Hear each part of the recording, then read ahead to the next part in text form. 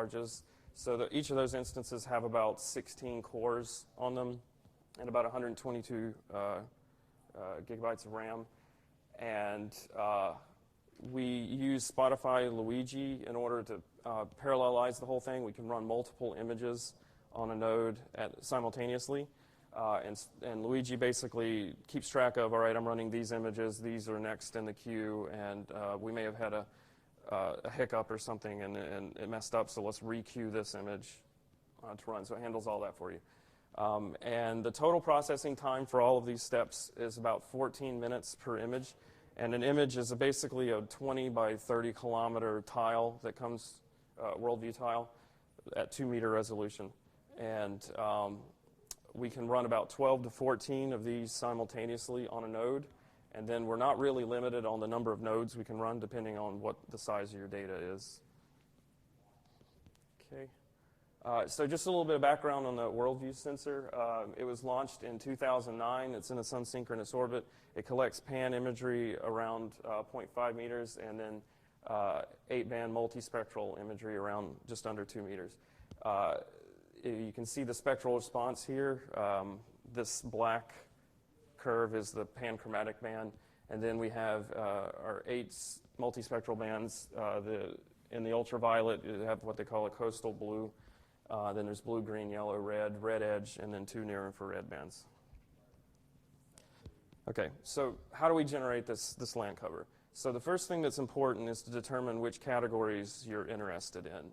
So for us, we were interested in distinguishing high and low vegetation, barren fields, which are basically just fields that are not currently producing anything, just general barren regions, which could be exposed rock or construction sites, water, pavement, various roof colors, and then there's 2 categories, shadow and clouds, that we're not interested in, but the way this works is that every single pixel in the image is going to fall into one of these categories. So you need to have categories that describe everything that's spectrally distinct in the imagery.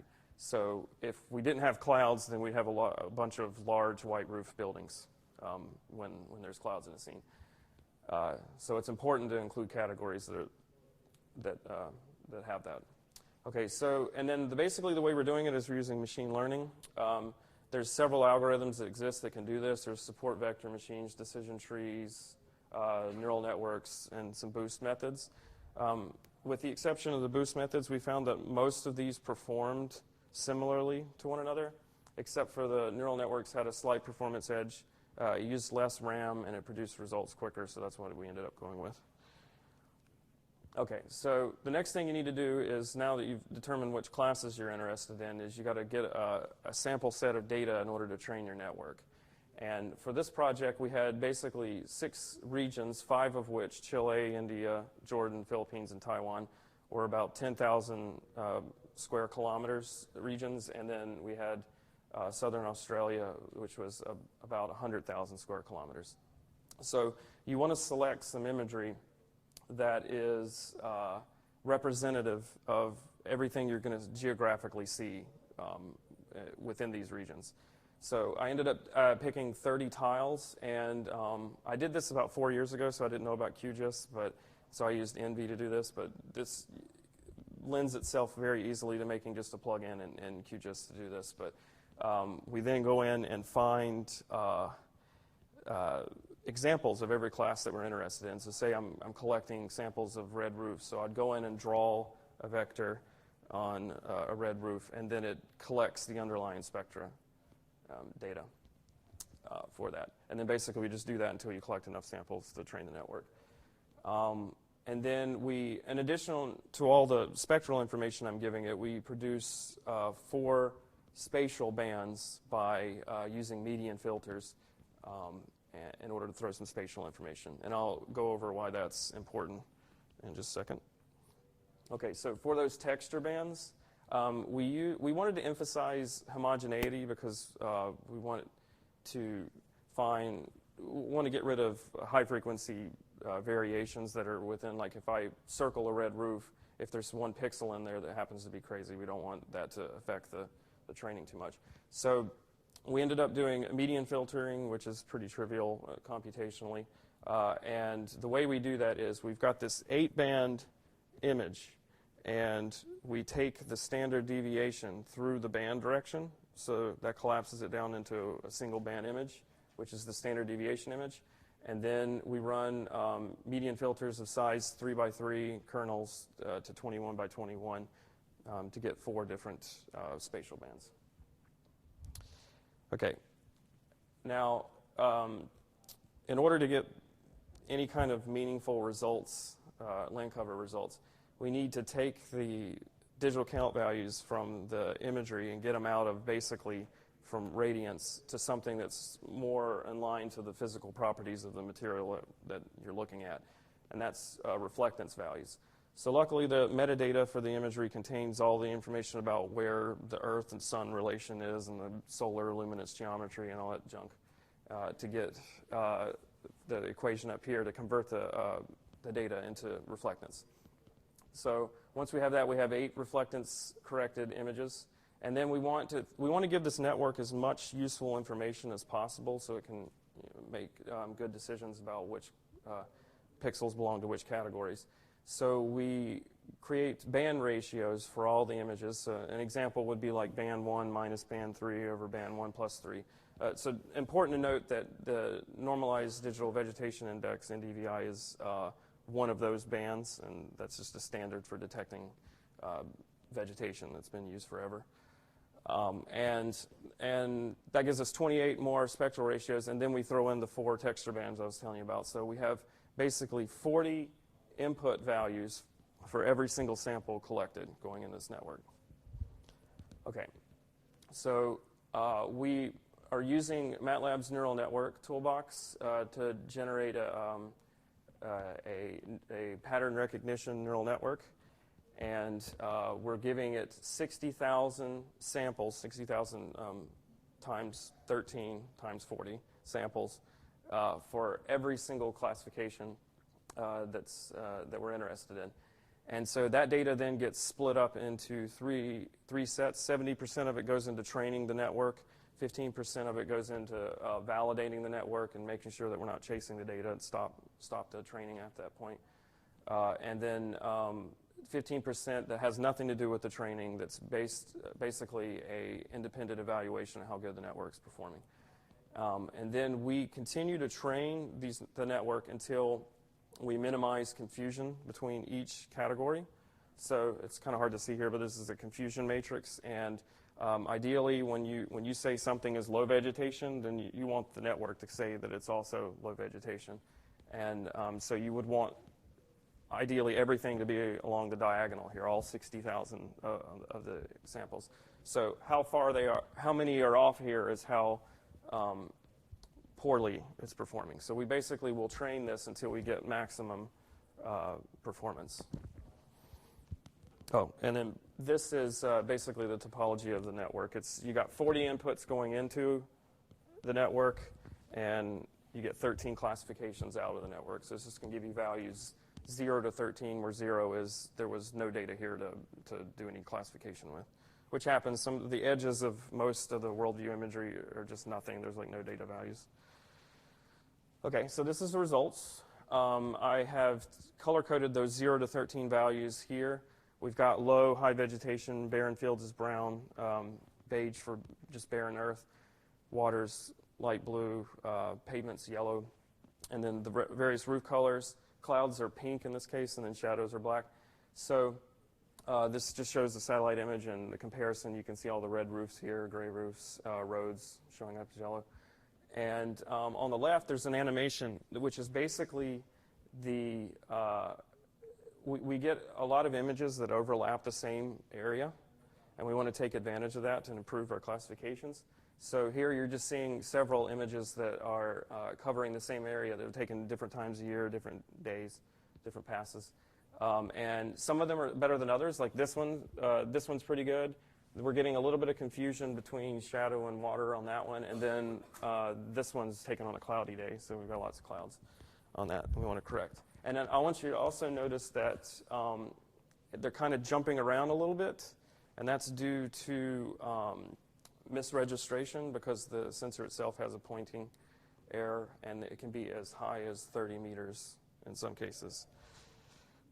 Okay, so this just illustrates the importance of the spatial, or the texture bands for spatial information.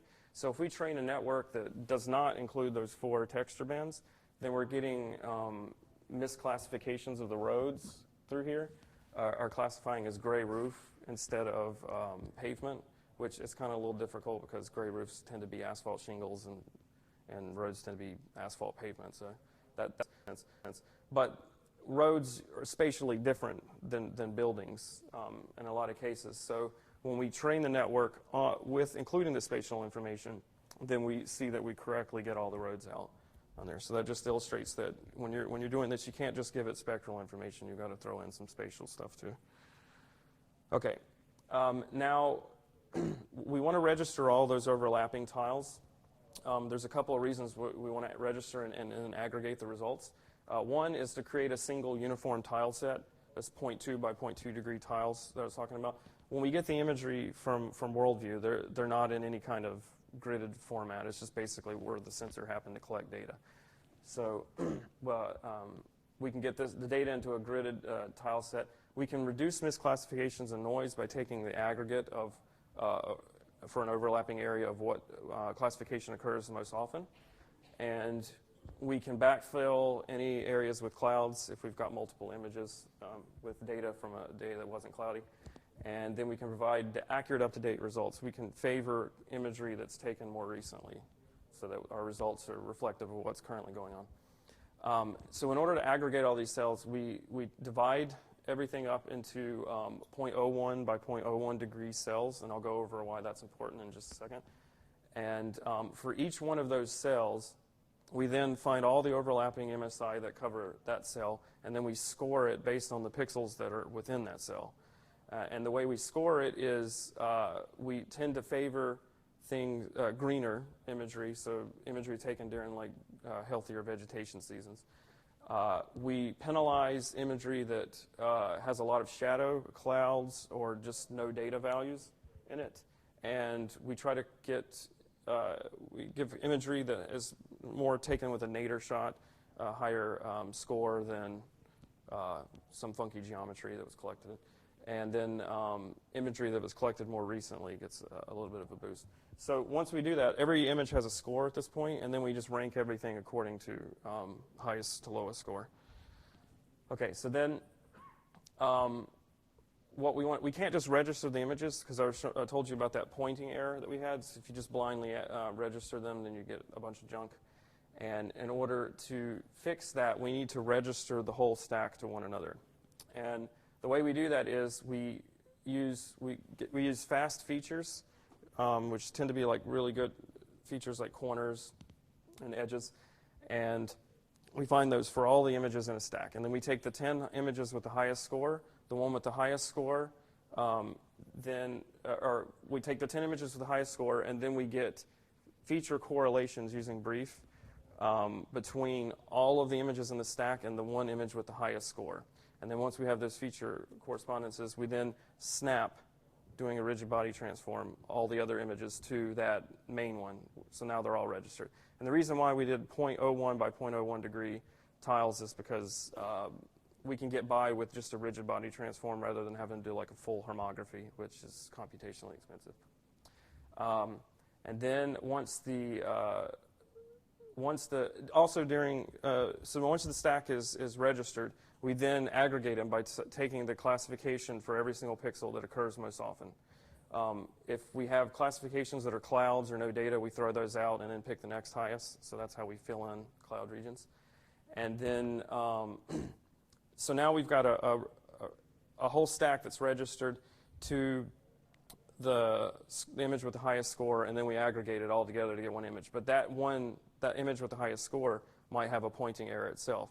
So the way we get around that is we pull in OSM road vectors, rasterize them, find all of the good features, the fast features with the road vector, and then we find all of the fast features with what we classified as pavement, and then get brief feature correspondence with those, and then snap the image to OSM.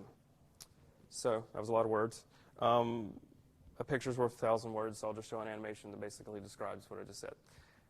So what you're seeing here is if we did registration and aggregation using one image, I think 2 images, 5, or 3 images, 5 images, and 10 images. And what you're seeing here is when the first image pops up here, then there's a lot of holes in the data. So this happens whenever there's either clouds or cloud shadows in the imagery, or a building misclassifies as cloud, because we grab everything that classifies as cloud and then dilate it and throw all that data away, because clouds tend to have a lot of haze around them, and you get misclassifications around that.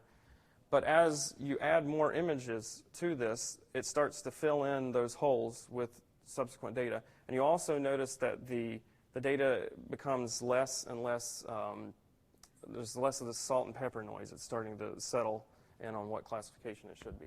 And then when it finally gets to the last stack here, you'll see this yellow stack, and then it's snapped to those OSM vectors that we pull in, so that the resulting image basically lines up with what OSM has.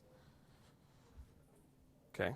And then the final step is basically we want to perform some post-processing on the results to get rid of some common misclassifications that we see.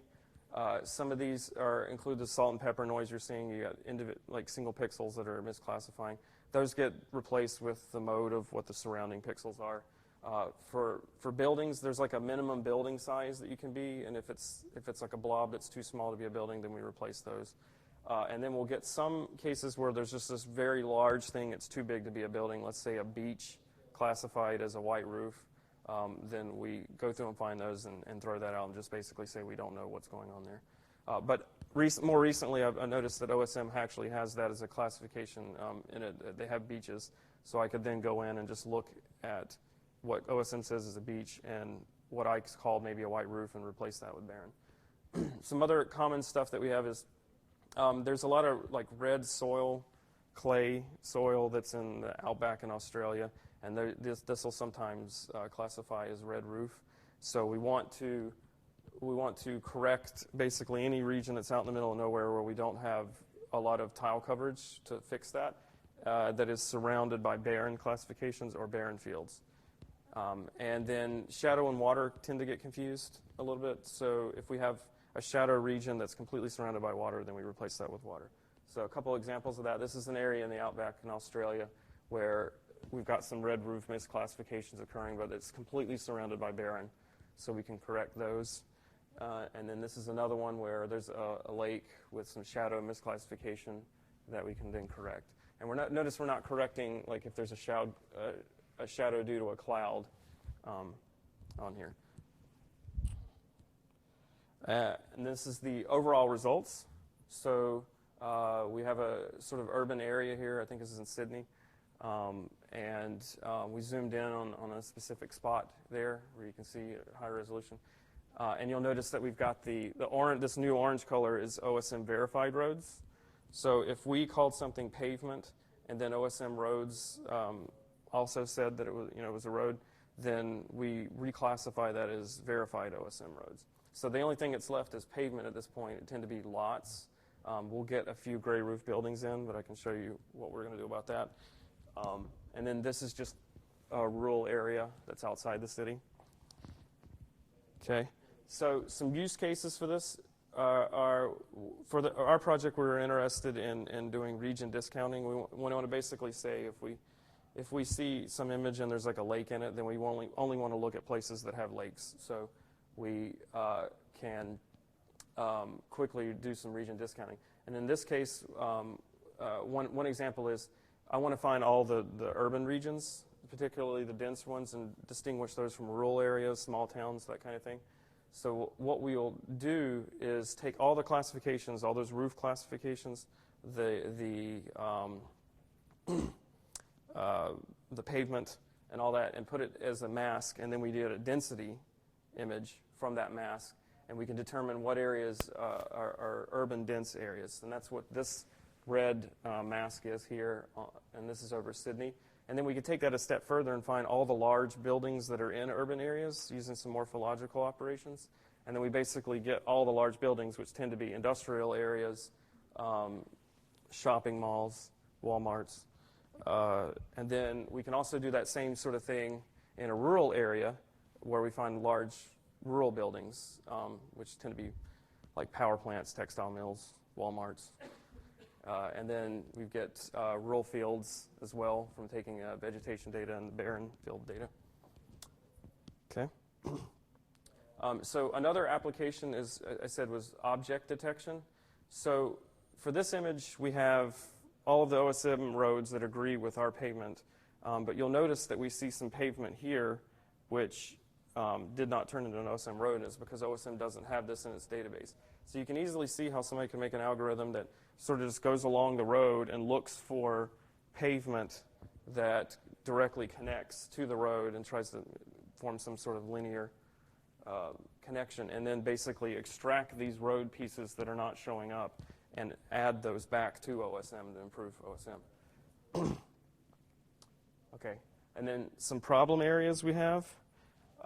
We basically, so you remember how I told you that we're registering all the images based on the one with the highest score? Okay, so some of the, let's say we've got one image that's really green and we like it, and that's the one we want to use as that's not the highest score. But all the other images that overlap the region were taken during a dry season. So none of those dry season images, especially if there's not a lot of features, are going to get features that match that highest image. So then we jump down to the next one, and in those cases we end up getting these little spots where they're taken during a dry season region, and they tend to pop up in our data, so we're trying to figure out how to deal with that right now. Another problem is I said that we try to get images that are greener, but when you're over water, you don't want to pick the greenest tile because that's usually one that's taken on a cloudy day and everything's messed up, so we'll get some random bad tiles that come through there. And a way we could fix that is, OSM knows where the large bodies of water are, so we can get a mask of that, and if it occurs in that mask, then we look for whatever, we score it based on which one's showing more water in those cases. If we have haze or cloudy conditions, they're going to lead to poor classification. If we only have one or two tiles and they tend to be hazy, then that's all we have to go with, so that's what's going to happen.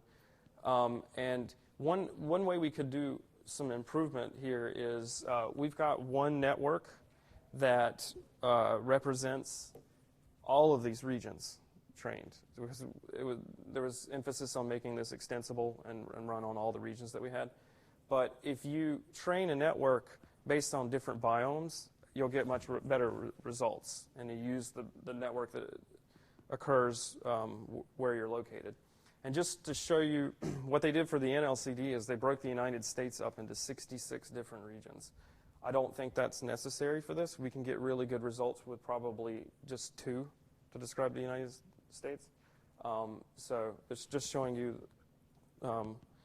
how extensible this could be. Okay. Let's see. So moving forward, some things I'd like to try out are, right now we've got this top of atmosphere reflectance data, and then the atmosphere is playing a part in these misclassifications too, so what we'd like to get is top of canopy. And the way we can do that is atmospherically correcting the data at that point. And there's several tools out there to do it. I know OTB uses 6S to do it. However, I cannot get OTB to compile in Visual Studio right now. If anybody knows how to do that, I would very much like to know how to do that. So that's one thing I'd like to try.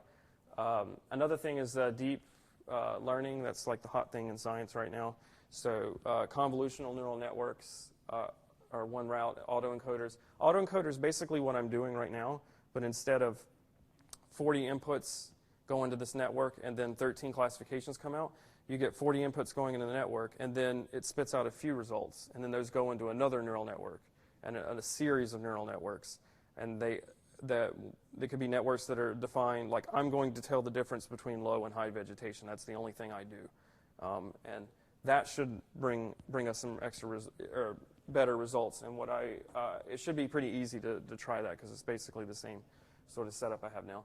Convolutional neural networks are a little bit trickier.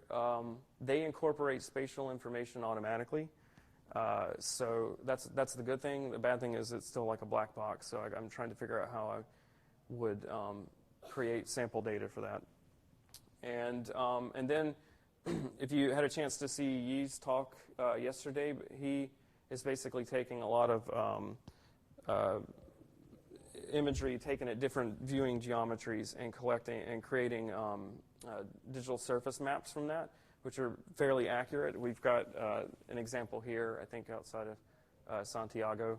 And with that 3D data, or potentially using LiDAR as well, we can throw that into the network either during training or to correct misclassifications. So if I say something is pavement, but it's showing that it's several meters off the ground, then it can be reclassified as gray roof. Or if I say something's high vegetation, but it's at ground level, then it can be reclassified as low vegetation, that kind of thing. And then we're currently evaluating our land cover results. Now we've made this little GUI where we can go in and say, I see these things at this location according to like Google Maps or something, and comparing that to what we classified the results as. So those results are forthcoming. And with that, I think that's all I have. Yep. Remember to log on and evaluate. And that's all I have. Do you have any questions? Yeah.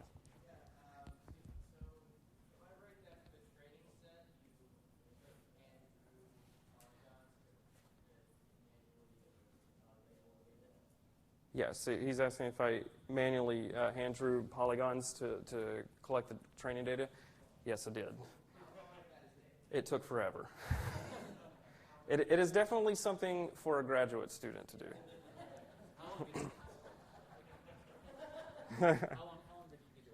I think I did it over a couple of weeks, but I wasn't only, at that time that I was collecting the data, I didn't know if the neural network was going to be what I used, so I was trying all kinds of different things at that point. You could probably do it quicker. We could probably make a plugin in QGIS that would do this, and we probably will moving forward. And it could do things like, all right, you drew a red roof. I see these pixels. Here's something else that's got a similar spectra. Is this a red roof too? So anything you can do to help the user out to collect that data. But once you've collected it, you're done. You don't have to do it anymore, unless you dramatically switch sensors. We found that this successfully works with WorldView-3 as well. Now, WorldView-3 sensor is a little bit different, but it tends to be a different response in all the spectral bands, but it tends to be like a carbon copy of things, so it tends to work pretty well.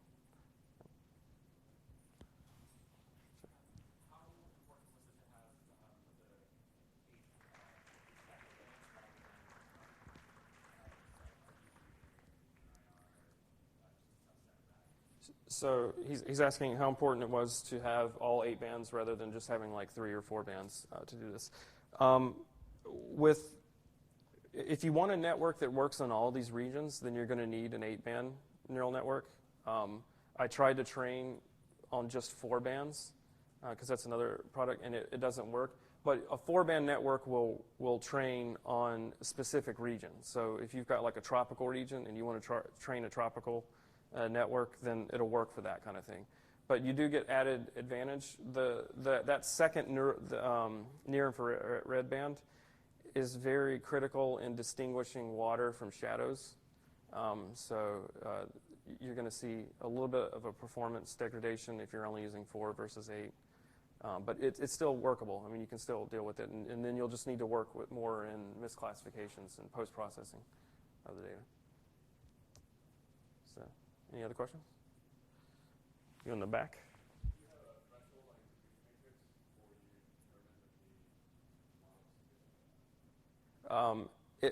Okay, this was kind of an eyeballing thing. I basically ran the network several times, and it would grab random data each time and work with a certain starting point. And it was sort of until I felt good about it. I know that's probably not the best quantitative answer, but I kept trying it over and over again until I got a network that performed well. And that's going to be part of this evaluating the network sort of thing that we're doing too.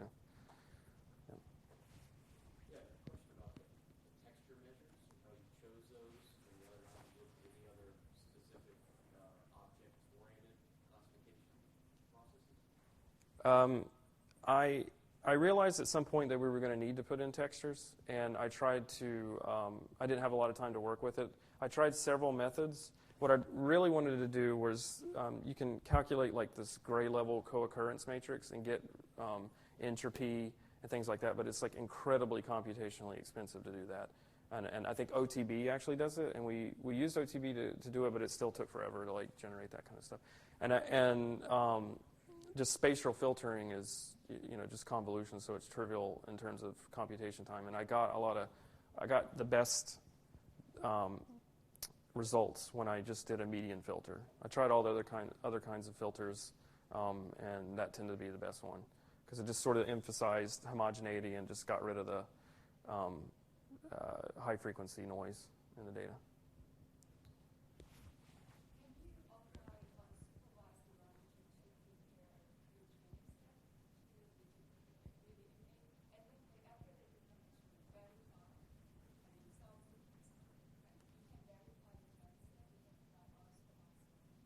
Okay, so you're asking.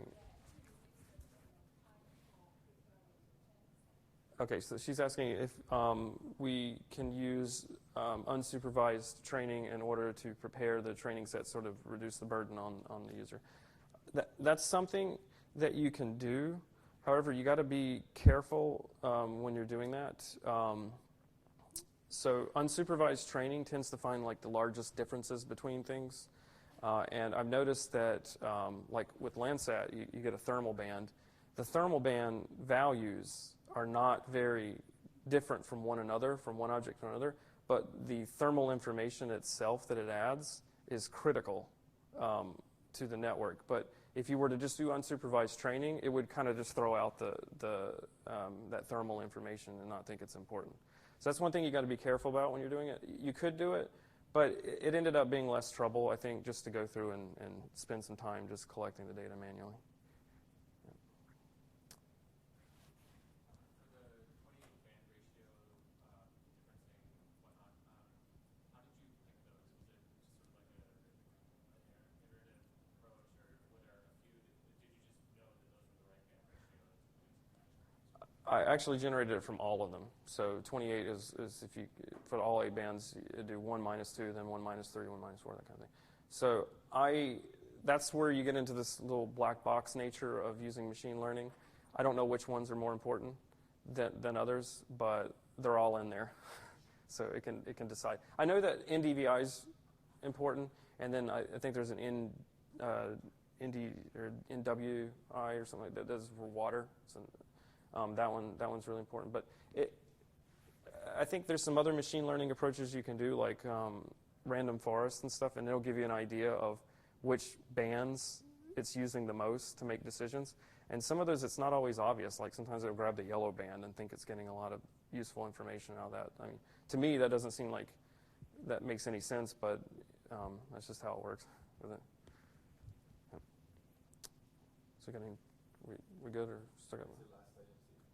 Oh, okay. All right. On the OpenStreetMap, was the surface area of the roads pretty, not just center lines of roads, but actual surface area? I think that was some work that Ben on our team did. I think he, if there was attributes that said like there were multi-lanes or whatever, he tried to dilate them a little bit to get them to fit. The way we get it to work, that we reclassify, is if we say something is pavement or barren, because there's also dirt roads, then and OSM says there's a road there, then we replace that classification for it. So then you can see some roads look thicker than others on there. But yeah, he did add a little bit of thickening to get some of those features, I think.